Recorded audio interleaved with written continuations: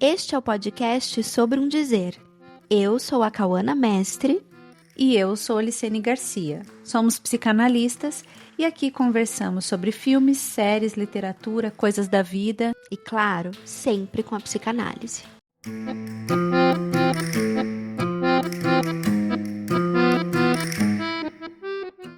A família foi pouco a pouco chegando.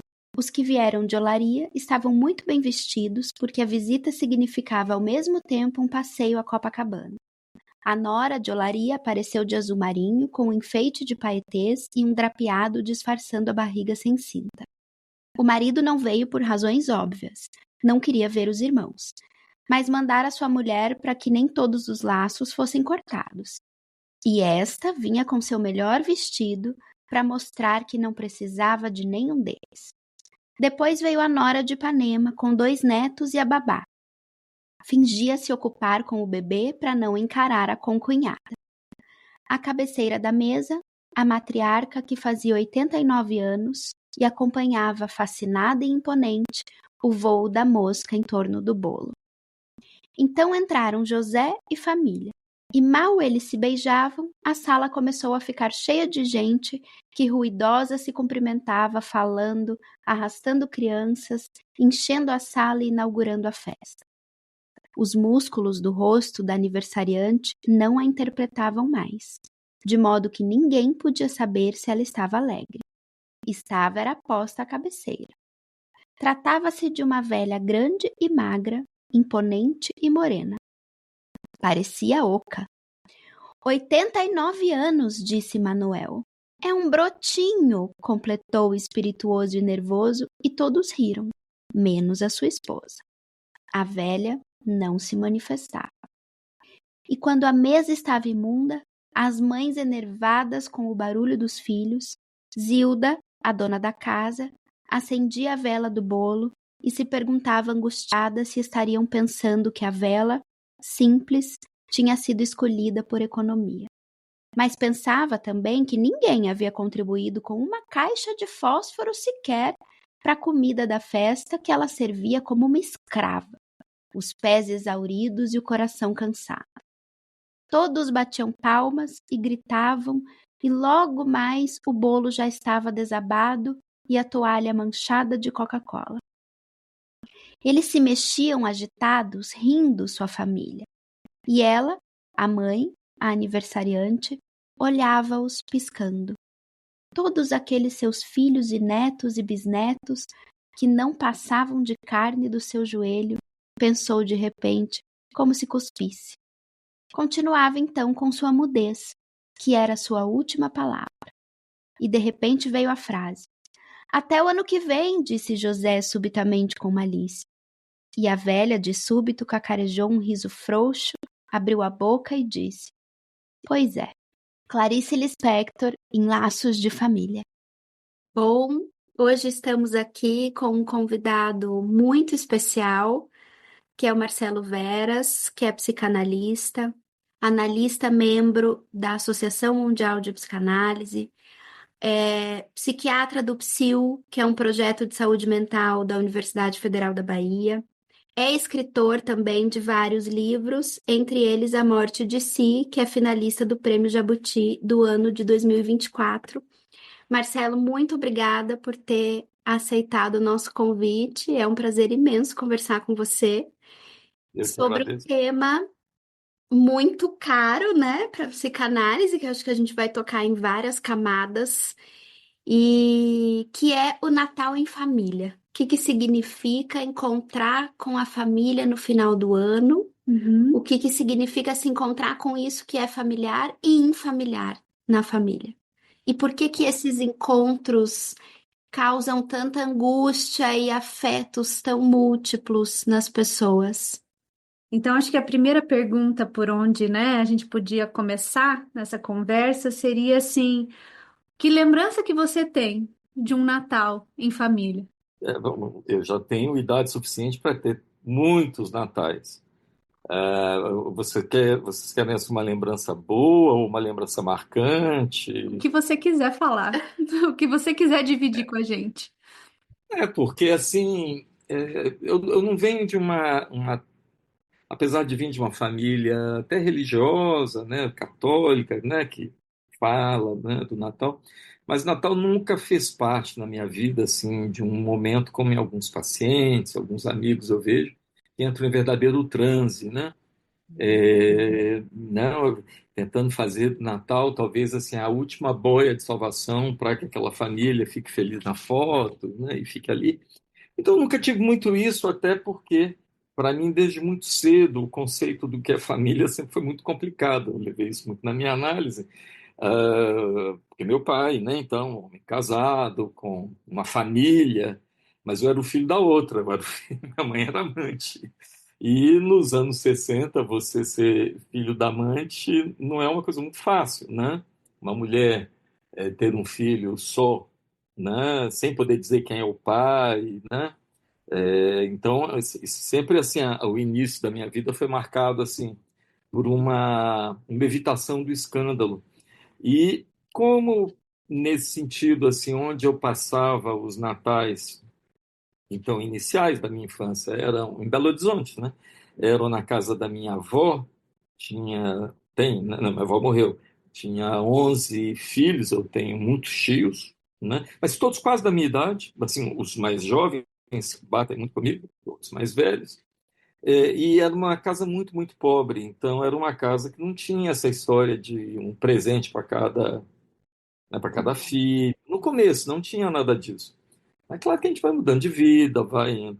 Então, assim, eu já entrei, digamos, no mundo, sabendo que Papai Noel não existe. Papai Noel nunca Uhum. existiu para mim. Ele não houve aquele momento de descobrir que Papai Noel não existe. Uhum. Eu já entrei sabendo que, aliás, por sinal, que nem Papai Noel não existe, nem que o pai não existia também, que o pai estava noutra família. Então, que era, claro, idealmente idealizado. Talvez lá estivesse acontecendo aqueles natais, né? Família reunida, né? Eu tenho 13 irmãos mais velhos que eu do primeiro casamento. Meu pai acabou depois largou a mulher e, né, levou, até morreu uma vida com minha mãe. Teve mais dois filhos, o que faz com que sejamos 6 irmãos, homens, que se dão muito bem. Não chegou a ter, assim, houve momentos muito tensos no começo, mas depois isso caminhou para certa estabilização. Assim. Você tem um terremoto e tem aqueles tremores de acomodação de terreno. Então, assim, é claro, em algum momento, talvez mais pela adolescência, a expectativa dos presentes, que na verdade um menino de 14, 15, mesmo uma criança, Natal é presente, Sim. né? É a questão de ganhar algo. Então, o que é esperar algo que venha, né, do Natal? No fundo, é nos deixar numa situação de demanda, achando que o outro vai retornar essa demanda, né, que ele vai. E é nesse sentido que eu digo que a sua maneira, mesmo antes de ser oficializado, digamos, registrado na consciência, a gente vai tendo pistas de que esse Papai Noel não vai eventualmente dar aquilo ali, né, que vem. Agora, o Natal em si, existe isso que eu acho que é muito curioso, né, no mundo ocidental, isso não acontece no mundo inteiro, Uhum. mas no mundo ocidental, no mundo colonial, colonialista, que o Brasil não deixa de ser uma colônia que tomou todos esses aspectos ocidentais, né? É muito curioso que ambas as datas, Natal e Ano Novo, estejam tão próximas, né? Não é como no Ano Novo chinês, que é uma outra data. Então, essa proximidade, ela coloca, inclusive, um efeito misto, porque o nome Natal, né, Natal, já vem da natalidade, já vem de um filho. Então, você colocar no centro uma expectativa do filho que está ali, que tudo se organiza em torno dele. Inclusive a troca de presentes, os Reis Magos e tudo isso.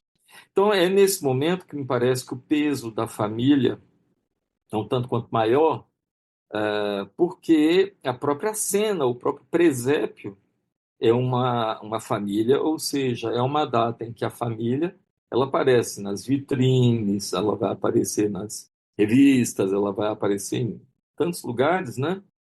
E aí é aquele momento da verdade, que a gente vai tentar realmente entender um pouco quem somos nós na fila do pão, quer dizer, o que nós somos aqui nessa família, né? Com tudo aquilo que Freud já fala desde muito cedo, desde Totem e Tabu, a rivalidade entre os filhos, quem vai ganhar o melhor presente, tudo aquilo tá meio que junto ali, né? Nesse ambiente, né? Mas também é um momento que pode ser muito legal, mas a minha escuta, minha observação, que o Natal ele é tanto mais legal quando a gente pensa nele, pensa até em comemorar, fazer alguma coisa, mas sem expectativas neuróticas de que Hum. aquilo vai solucionar alguma coisa. Então, mais o Natal ele tem expectativas, mais o risco de ser um fiasco, Sim, né? De, então, entrar e é curioso porque é uma coisa, um equilíbrio difícil, porque ao mesmo tempo também passar em branco não costuma ser muito legal, as pessoas gostam de comemorar, o que quer dizer que exige um preparo para que aquilo aconteça, né? Mas, independente de ter esse preparo, a minha preocupação é quando. É igual casamento. Às vezes, eu já tive no consultório casamentos de custar, sei lá, 1,5 milhão de reais. Então, quer dizer, uma cerimônia enorme, eu me lembro de um caso específico, e que na lua de mel a noiva me ligou, fiz a pior burrice da minha vida, quero separar. Então, assim, tem que tomar muito cuidado. Quando a festa é muito grande, tem que pensar, deve estar ocultando um buraco muito grande, sim. né? Quando o presente é grande demais, né, a gente desconfia, né? Isso vai. É. Um pouco assim, e é claro, e aí a gente vai entrando um a um, né, na comédia familiar, onde tem alguns elementos que eu gosto de fazer uma releitura. Por exemplo, tem um elemento da festa de Natal que eu tenho tentado reabilitar, que é o tiozão do pavê. É porque Você tá tentando salvar o tiozão do pavê? eu quero salvar um pouco. Idade Ele dele. tem seu valor, né? Você sabe por que que é preciso? É pelo seguinte: o que é o tiozão do pavê?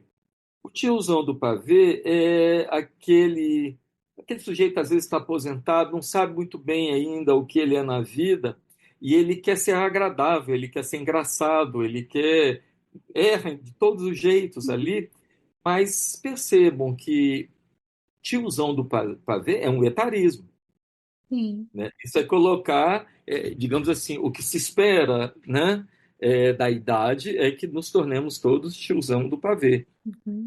Eu já estou na idade do tiozão do pavê. Eu repito piada, eu me esqueço vezes, conto umas piadas antigas sem graça que ninguém ri. Tudo isso me fez repensar essa questão, né, do que é essa organização familiar, por exemplo, cheia de expectativas, né? O que vem. E contraponto a isto vem o Ano Novo, que na verdade, enquanto o Natal é uma expectativa, uma demanda ao outro, Uhum. normalmente, o ano novo, pular 6 ondinhas, fazer não sei o quê, comer não sei o quê, vestir roupa de tal cor, mas no fundo é uma demanda que se faz a si mesmo. Então, assim, é um compromisso que eu tenho comigo, né, de que assim, não, tem um grupo de carnaval, tem 60 anos aqui na Bahia, e que sai todo ano de carnaval, um grupo já bem tradicional, muitos morreram foram substituídos, e que tem um nome que eu gosto muito. Para o ano sai melhor. Então, eles vão aí sempre falam, pô, mas foi uma droga, mas para o ano sai melhor. Então, então existe assim esse cruzamento de expectativas em si mesmo e no outro, né, que exigem que aquilo acabe vai tendo uma constituição simbólica muito maior do que só virar uma data, né, e começar a recontar aquilo. Então, assim, por exemplo, se você me perguntar, tem natais legais, por exemplo, a minha expectativa, por exemplo, o meu Natal agora é que ele seja bem legal, né? A gente morou muitos anos na França, aí uma filha minha acabou casando, ficando lá, eu tenho neta francesa, tudo. Aí tem uma filha casada também, que tem neta em São Paulo, tal. Aí eu aluguei uma casa no interior da França e vamos se unir da filha caçula, que é de Salvador, com a filha, genro, neta da França, com vai ser legal, porque assim, com as filhas morando em lugares tão diferentes, o Natal não é nem pelo Natal em si, Mas vamos ser francos, é porque o Natal é a data que a gente consegue, todo mundo ter uma folguinha para se juntar, né? Então, Sim. se eu for tentar em março juntar a família inteira, é muito complicado. Vai acontecer, às vezes, uma festa grande, enterro, funeral, essas coisas. Uhum. Mas, no geral, a gente é muito mais fácil organizar. As meninas estão de férias, as netinhas, né? O trabalho dá uma aliviada. Quem é psicanalista sabe que, né, dá um grande esvaziamento, né, no consultório, né? Casos urgentes, que às vezes eu vou atender, eu vou estar na França virtualmente, tudo. Mas então, eu vejo mais como esse momento do encontro, quando a expectativa é do encontro. Quando a expectativa digamos assim, aceitar a demanda do outro incondicional, tipo assim, você não vai na casa de sua mãe no Natal e aí a mãe cobra aquilo do filho, o pai, né? Você até vai, mas, como eu disse, também a chance de dar ruim é grande. Mas mesmo que eu não sei se eu respondi a vocês, mas seria isso. Sim, eu acho que você toca em vários pontos assim muito importantes, né? E eu destacaria esse que você traz agora, que é de fazer do Natal um ponto de encontro sem precisar do Natal para resolver alguma coisa que na família tá, né? Porque eu acho que essa é a grande é o grande engodo, né? Como se o Natal fosse, porque vai reunir essa família cristã, Uhum. que é a família que tudo suporta, é a família que tudo atravessa, é a família que todo ano se encontra, mas que às vezes o que fica perdido aí é justamente o laço, né? Porque fica numa coisa também que você falou disso, que é a mostração. Aquela mostração nas redes sociais, né, da família, que a família se une, a família tudo aguenta junto e Uhum. tudo mais. Eu acho que aí se perde justamente o laço, né, entre os familiares, que é realmente um encontro. Por isso que o Natal também não precisa ser com a família de origem. Né? Tem muita gente que passa Natal com amigos, que a ceia é uma mesa de amigos e muitas vezes. Agora, você sabe, isso é um pouquinho mais recente. É porque vocês que são da área também sabem, que houve também uma redefinição do que é família, né? Uma implosão de alguns conceitos. Quando eu digo, eu não gosto muito da noção, talvez, de implosão, de que superamos aquele modelo de família, que a gente percebe que há famílias agora que se diversificaram muito, né? Casais. é, né, relações homoparentais, filhos únicos sem pai, tudo isso está acontecendo muito mais, né? Filhos, netos, trans, tudo está um pouco mais. Só que isso não quer dizer que a humanidade virou em direção a isso tão progressista, porque pelo contrário o que a gente vê é um retorno feroz da família que Sim. não pode Sim, tradicional. da tradicional. Então, nós temos, né, um colega da Associação Mundial de Psicanálise, né, Gustavo Dessau, em Madrid, e que escreveu um livro junto com o Bauman. Ele começou a trocar, né, mensagens por internet, né, por e-mail com o Bauman. Bauman respondeu, e aquilo foi tomando, né, um aspecto que virou um livro e que é exatamente isso, o título do livro, é o retorno do pêndulo.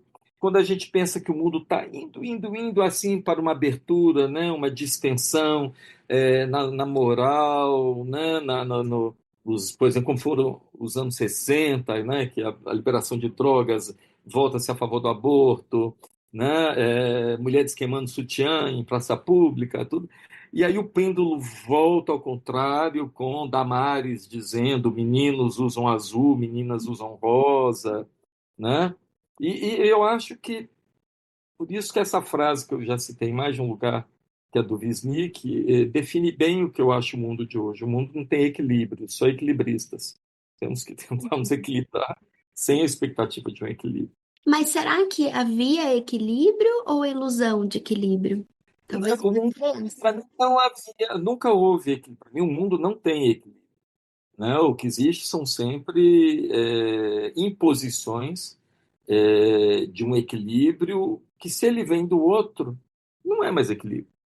Né? Uhum. Isso que eu acho que o mundo ele tem seus terremotos. Mas se você for um bom surfista, um bom, né?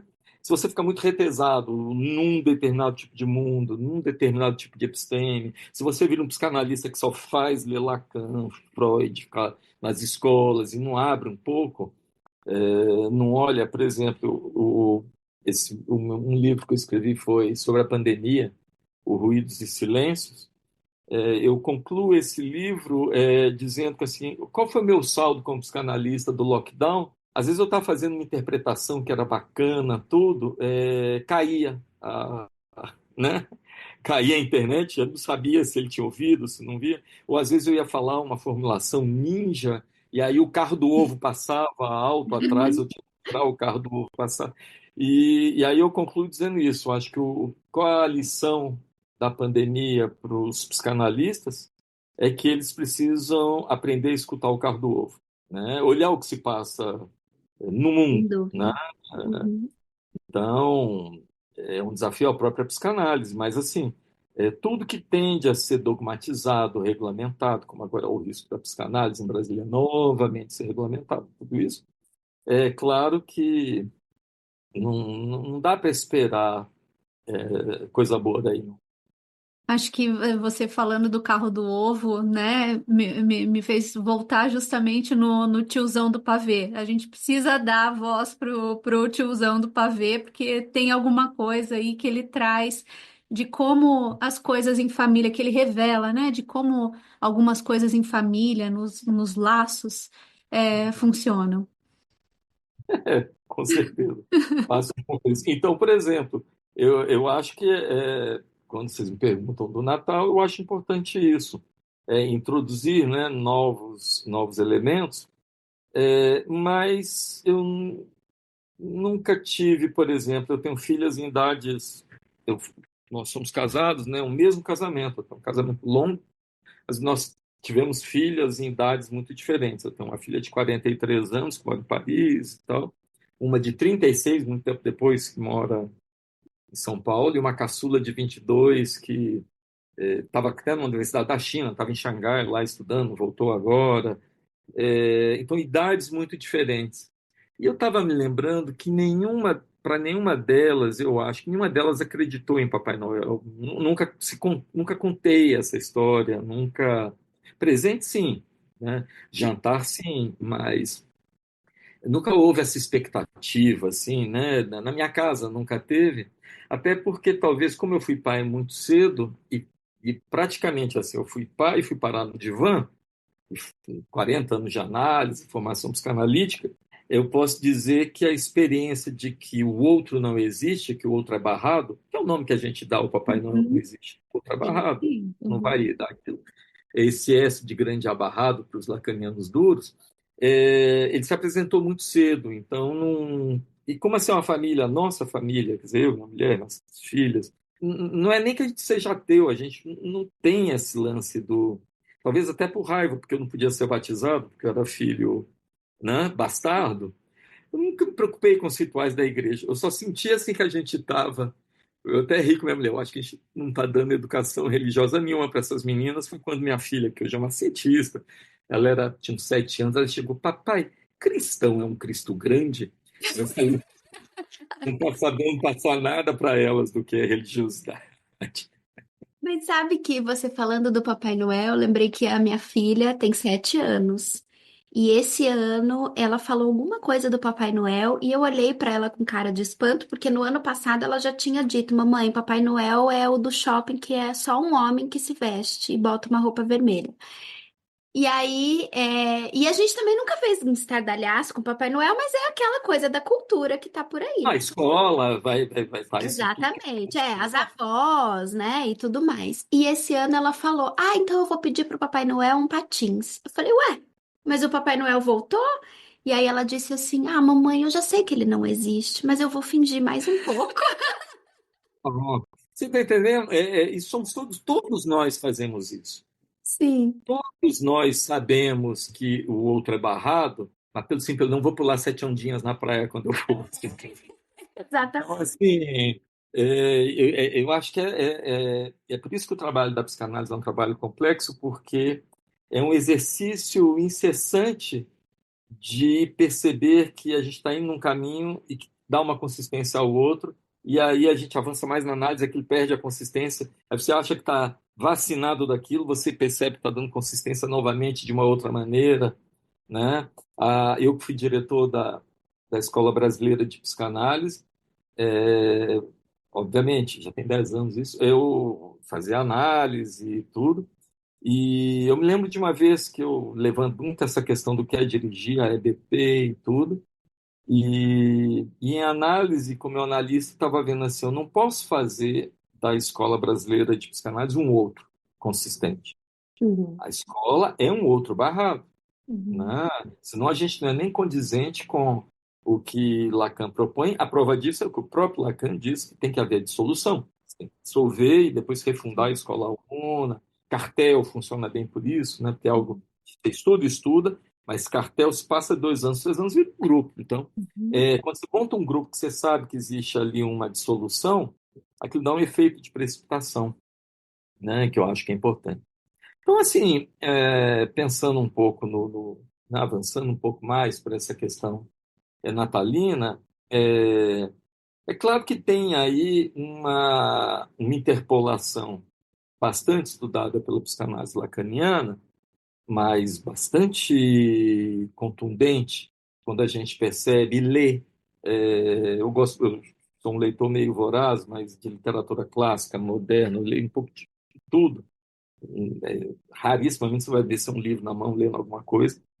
Preferencialmente no momento atual, pouca psicanálise, eu gosto de ler romance, outras coisas. A gente percebe o que era Natal, por exemplo, no século XVIII, nos contos de Grimm, as representações do Natal do início do século XIX, e o que é o Natal depois que ele foi completamente sequestrado pelo discurso capitalista e virou uma máquina de gerar frustrados porque você é bombardeado por uma ideia de consumo. Uhum. É, não dá para comparar o que era o Natal dos anos 40, 50, 60, que, claro, tinha um frenesi em direção às lojas, né? Mas do que é hoje, que é quase igual Black Friday, é um negócio assim, Sim. né? A máquina e e, claro, tem suas variações sintomáticas que eu gosto muito de analisar. Por exemplo, eu gosto muito digamos, da falácia, né, ou do semblante da expressão amigo oculto. Amigo oculto. Eu gosto muito mais de inimigo explícito do que de amigo oculto. Então, esse negócio do Mas, amigo. Marcelo, não sei se você se você tem participado de amigos ocultos. Agora é muito engraçado que as pessoas dizem o que elas querem ganhar. Não, e tem esse que é mais escroto, né? Que você vai, o cara ganhou o presente, você toma dele. Ah, você Depois, né? rouba Que, dele. Não, que esse eu é acho massa. que é o inimigo, né? Que é o inimigo oculto. O cara fica todo contente porque ganhou aquilo que ele queria e fala, não, dá aqui para mim. Quer Aham, dizer, é uma das maneiras de dizer que Papai Noel não existe também, né? Então tem todo esse exatamente. cortejo mas que marca também muito a sociedade, o momento atual. Então, toda vez que a gente tem fatos muito marcantes, eu gosto de ver os fatos muito marcantes, mas também interrogando os efeitos contemporâneos, né, da contemporaneidade nesses fatos. Nós estamos falando de algo que aconteceu há 2.000 anos, né? Tecnicamente 2024 anos, né? Só que a humanidade ela se transformou completamente, né? Quando Agamben diz uma coisa, né? George Agamben, que acabou que virou meme, mas é muito sério o que ele fala, virou quase que frase de para-choque de caminhão. Quer dizer, o atual para-choque de caminhão é o quê? É o Instagram, né? Antigamente a gente via no para-choque mesmo, né? Quando ele diz que o problema não é que Deus esteja morto, o problema é que Deus se tornou dinheiro, né?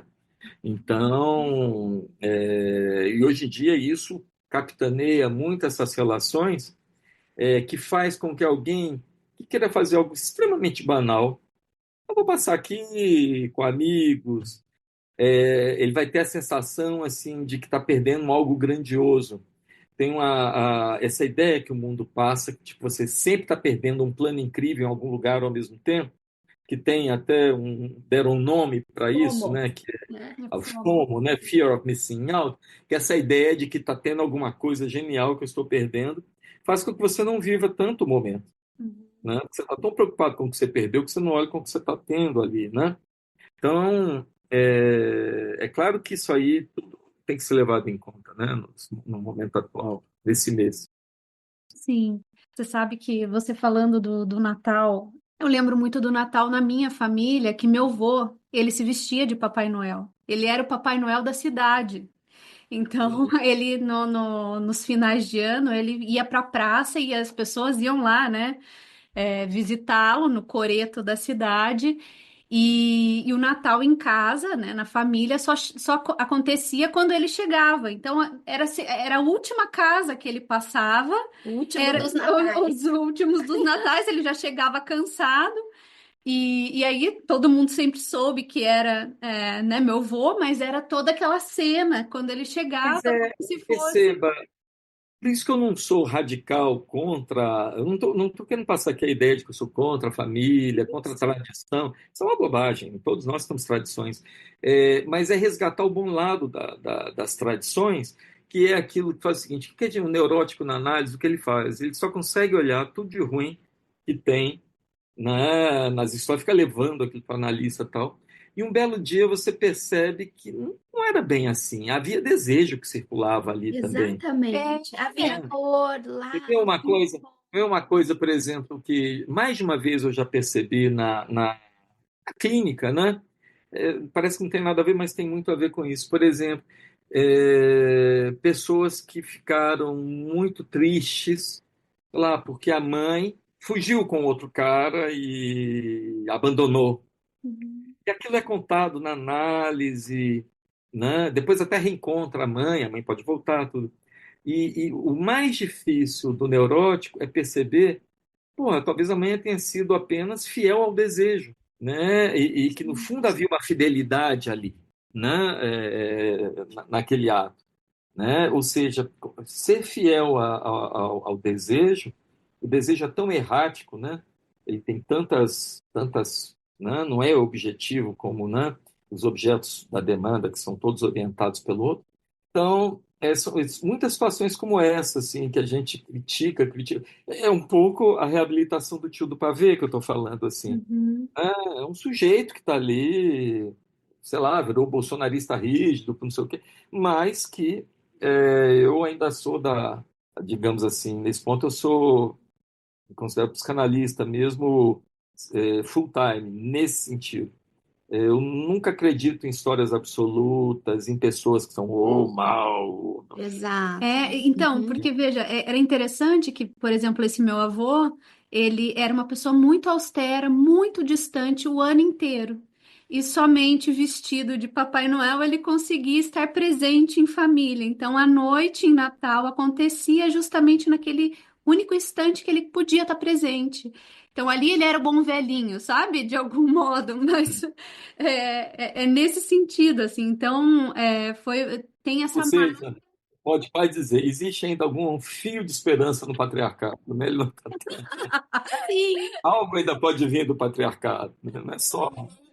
A gente falando do tio do pavê, eu lembrei assim da época das eleições, né? Que a gente escutou na clínica um sofrimento Para fora não está assim. grande. Eu desconfio de encontrar alguém que no seu grupo família ou tenha saído do grupo família ou alguém saiu do grupo família. Exatamente. Não, Sim. é impossível, né? Porque a diferença apareceu em sua radicalidade e eu tava, né, dentro da minha família, experimentando esse encontro com a diferença e trabalhando isso muito na análise. E eu escutei uma frase do Caetano que aquilo assim me apaziguou e me fez olhar com outros olhos, que ele disse assim, gente, há perversidade, mas há também os desprotegidos. Calma, Claro. né? E eu pensei no tio do pavê, que no fim ele é um desprotegido também, né?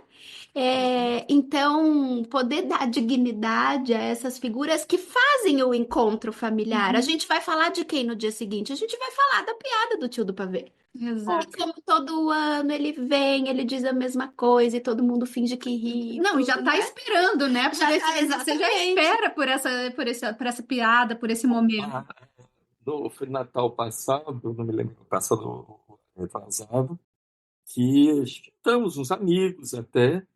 E para pensar o menu, né? Vou fazer isso, fazer aquilo. Estava no exterior, vamos para tal. E aí eu falei, gente, tem que ter um pavê. Alguém vai ter que fazer um pavê. Natal sem pavê. Natal. Exatamente. É isso então, né? Então, Vamos. ficamos aqui, ficamos com a sugestão de que todo mundo tenha um pavê na noite de Natal. E que dê a dignidade pro tiozão, né? Sim, Para que se possa lembrar todo ano da exatamente. piada dele e incluí-la como parte da ceia.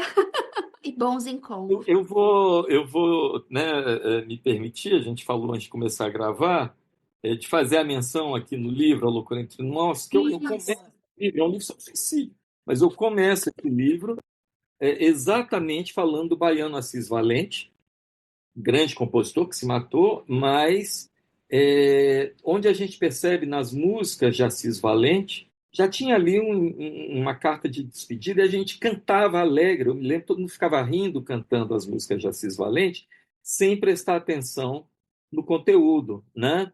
Já faz tempo que eu pedi, mas o meu Papai Noel não vem. Com certeza já morreu.